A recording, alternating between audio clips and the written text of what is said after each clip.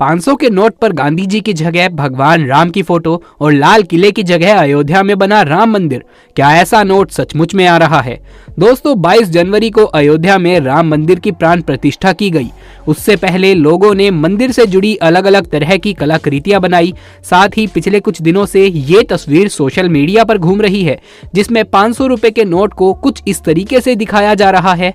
इस नोट पर गांधी जी की फोटो की जगह भगवान राम की फोटो, गांधी जी के चश्मे की जगह तीर धनुष और दूसरे तरफ लाल किले की जगह राम मंदिर का फोटो लगाया गया है। तस्वीर के साथ साथ लिखा गया है, ऐसे 500 रुपए के नोट 22 जनवरी के बाद से जारी किए जाने चाहिए, जय श्री राम। कुछ और पोस्ट में दावा किया जा रहा है कि मोदी सरकार ने वाकई में ऐसे नए नोट जारी करने का फैसला किया है। लेकिन क्या सच में रिजर्व बैंक ऑफ इंडिया इस तरह के नोट छापने की दिशा में तैयारी कर रही है? Fact checking website boom live ने इस दावे की पड़ताल की और उनके मुताबिक 500 के नोट पर भगवान राम की तस्वीर सिर्फ एक कल्पना है और आरबीआई इस बारे में नहीं सोच रहा है।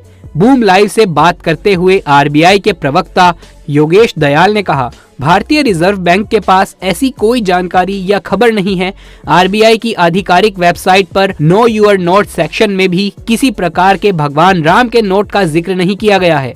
500 के नोट पर भगवान राम की फोटो किसी राम भक्त की कल्पना हो सकती है, लेकिन सरकार का ऐसा अभी तक तो विचार नहीं है। अब आइए जानते हैं सरकार नोट कैसे छापती है। दोस्तों, क्या आपने कभी सोचा है कि जब सरकार नोट और सिक्के खुद बनाती और छापती है तो फिर देश में इतनी गरीबी क्यों है? भला सरकार ज्यादा से ज्यादा नोट छाप क्यों नहीं लेती और नागरिकों में बांट क्यों नहीं देती?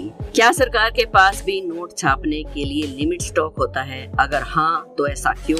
अभी हाल ही में एक वेब सीरीज आई थी जिसमें बॉलीवुड के दिग्गज अभिनेता शाहिद कपूर और साउथ के superstar Vijay Sethupathi lead role में नजर आए। वेब सीरीज का नाम है फर्जी। नाम से ही जाहिर होता है कि वेब सीरीज में कुछ तो फर्जी जरूर है। इस फिल्म की चर्चा हम यहाँ इसलिए कर रहे हैं क्योंकि फिल्म में शाहिद कपूर अपने दोस्त के साथ मिलकर नकली नोट छापने को अंजाम देते हैं और देश में नकली नोट बनाने का काम वैसे भी काफी जोरों शोरों से होता है। यहाँ सवाल ये उठता है कि आखिर नकली नोट और असली नोट की पहचान कैसे की जाए और क्या सच में नकली नोट बनाना इतना आसान है? असली नोट बनाने में किस तरह के कागज का इस्तेमाल होता है? उसमें इस्तेमाल की जाने वाली इंक कौन सी होती है और क्यों सरकार ज्यादा नोट प्रिंट नहीं कर सकती? अगर आपके भी दिमाग में ये सारे सवाल उठते हैं तो आज की वीडियो आपके लिए ही है। नमस्कार दोस्तों, आपका फिर से स्वागत है हमारे चैनल अनोखी दुनिया में। अगर अभी तक आपने हमारे चैनल अनोखी दुनिया को सब्सक्राइब नहीं किया है तो जल्दी से कर लीजिए, क्योंकि आज की वीडियो बहुत ही ज्यादा इंटरेस्टिंग होने वाली है और बेल आइकन को प्रेस करना बिल्कुल ना भूलें। किसी भी देश में लेन देन के लिए एक समान रूप से स्वीकार की जाने वाली एक मुद्रा का इस्तेमाल किया जाता है जो हर देश की अलग अलग होती है। जिस तरह अमेरिका में डॉलर और भारत में रुपए का प्रचलन है। हजारों साल पहले जब मुद्रा का आविष्कार नहीं हुआ था, यानी कि रुपए का आविष्कार नहीं हुआ था, तो लोग वस्तु विनिमय किया करते थे, यानी कि वस्तु का लेन देन किया करते थे।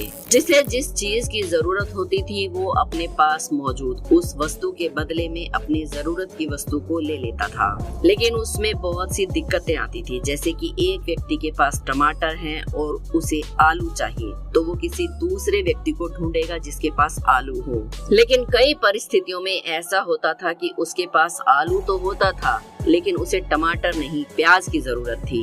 इस परिस्थिति में टमाटर वाले को आलू नहीं मिल पाते थे और आलू वाले को प्याज की वजह से वस्तु विनिमय में दिक्कत आती थी। इन दिक्कतों से निपटने के लिए एक सामान्य मुद्रा का आविष्कार हुआ।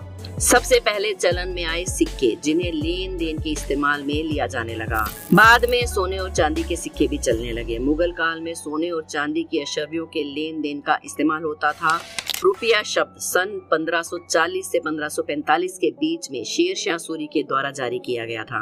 18वीं सदी तक लेन देन के लिए सोने चांदी के सिक्कों का इस्तेमाल होता था। भारत में पहली बार नोट का इस्तेमाल ब्रिटिश राज्य ने किया था। ब्रिटिश कंपनी भारत पर अपना कब्जा करना चाहती थी और अपनी प्रेसिडेंसी बॉक्स की शुरुआत करना चाहती थी। ब्रिटिश कंपनी ने बॉम्बे, मद्रास और बंगाल पर अपना कब्जा मजबूत करना शुरू कर दिया और वहां से मुद्रा का चलन शुरू किया। सबसे पहले बैंक ऑफ बंगाल से ही इसकी शुरुआत हुई। साल 1861 में पेपर करेंसी एक्ट के बाद ब्रिटिश सरकार आधिकारिक तौर पर कागजी नोटों के निर्माण में लग गए और साल 1934 में रिजर्व बैंक ऑफ इंडिया की स्थापना हुई। तब से लेकर आज तक भारत की करेंसी रुपया है। भारत की करेंसी दो प्रकार की है, यानी कि एक कागज के रूप में और एक सिक्के के रूप में।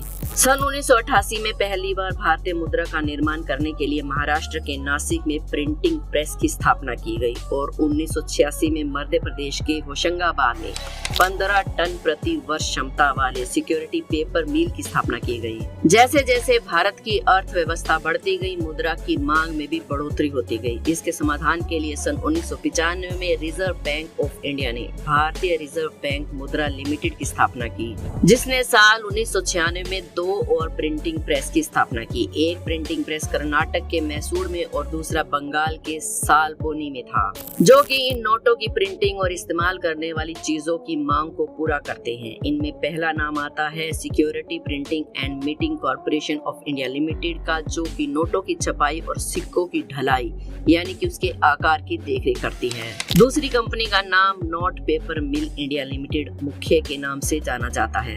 ये कंपनी नोट बनाने और इस्तेमाल किए जाने वाले वाटर मार्क का उत्पादन करती है, यानी कि वो कागज जिस पर नोट की छपाई होती है।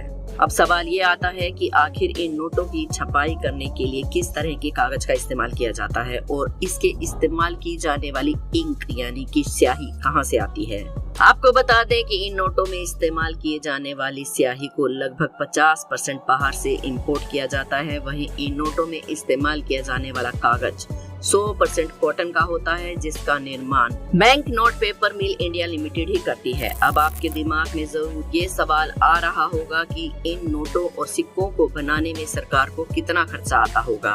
साल 2018 में जारी की गई एक रिपोर्ट के अनुसार बताया गया था कि भारत में छपने वाले किस नोट पर सरकार कितना खर्चा करती है। रिपोर्ट के अनुसार 10 के नोट को बनाने के लिए 1.01 का खर्चा आता है, जबकि 20 का नोट बनाने के लिए 1 रुपए का खर्चा लगता है।